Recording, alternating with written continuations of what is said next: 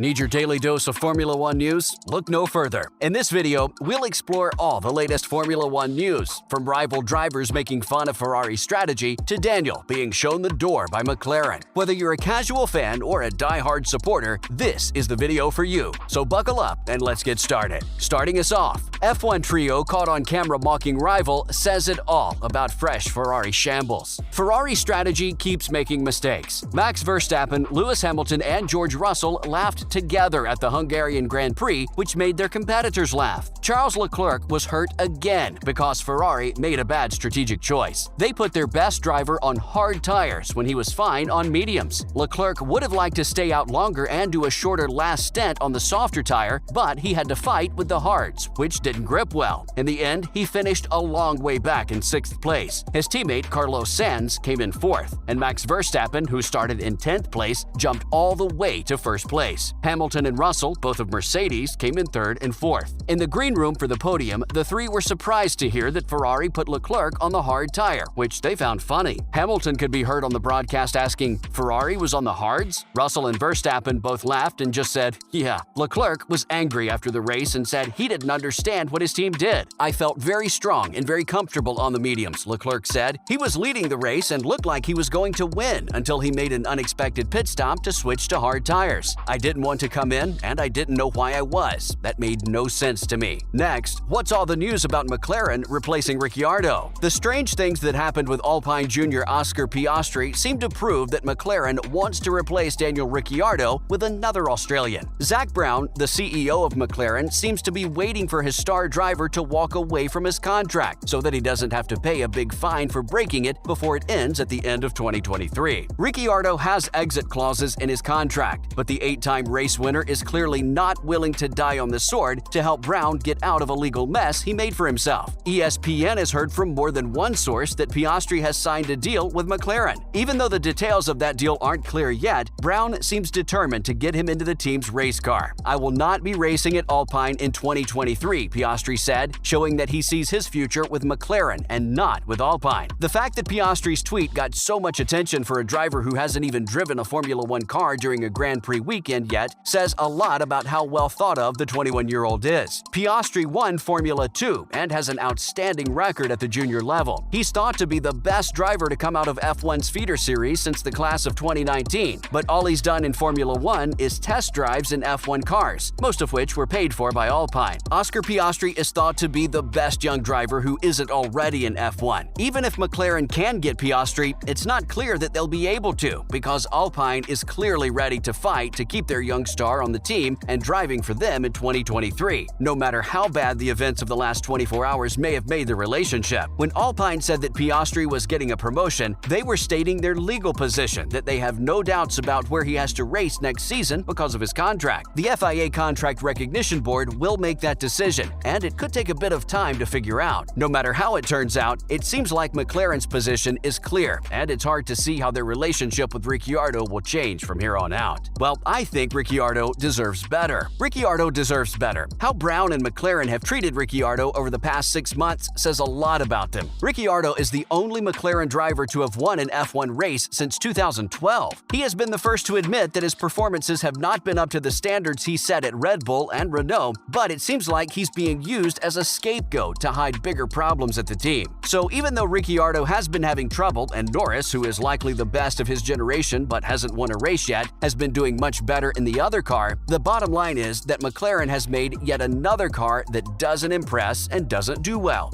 Given how far behind they are, it seems likely that McLaren will be stuck in the middle of the pack for another year or two. Putting another driver in place of Ricciardo won't change that, especially one who's likely to have the growing pains that come with being a rookie in F1. Brown has been lucky that people haven't asked him more harsh questions about why McLaren can't seem to put together a winning F1 race team while he's in charge. Ricciardo deserves credit for how he's handled a tough situation. Brown has added 3 drivers to the McLaren team and has made it clear that he wants Piastri to join the team. Brown Brown has already shown this year that he doesn't care about contracts. Most drivers would have felt disrespected, and some might have told the media how they felt, but Ricciardo has handled Brown's moves in a very professional way. Ricciardo said in a statement last month that he plans to finish his contract by the end of 2023. This is the closest we've seen him to disagreeing with his boss in public. Moving on, Williams announces Alex Albon multi-year contract extension. Alex Albon signed a deal to stay with the Formula One team Williams for at least a few more years, until at least 2024.